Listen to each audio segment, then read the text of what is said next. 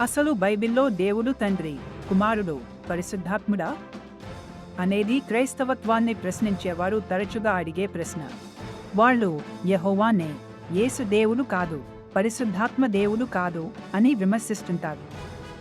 వారికి నేను ఇస్తే సమాధానం ఏమిటంటే, మీరు దీన్ని అనవసరంగా విమర్శించమని లేదా చురక అంటించమని భావించకండి.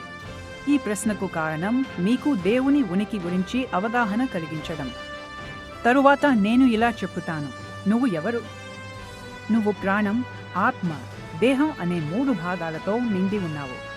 ఈ మూడింటిలో ఏదీ లేకుండా నువ్వు సంపూర్ణ వ్యక్తిగా ఉండలేవు.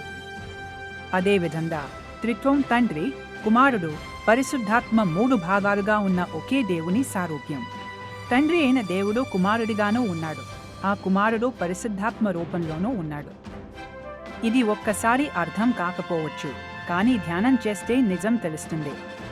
ఇలా వివరించగలిగితే ఆ ప్రశ్నించే వారికి క్రైస్తవ త్రిత్వ సత్యం కొంతవరకు స్పష్టంగా అర్థమవుతుంది.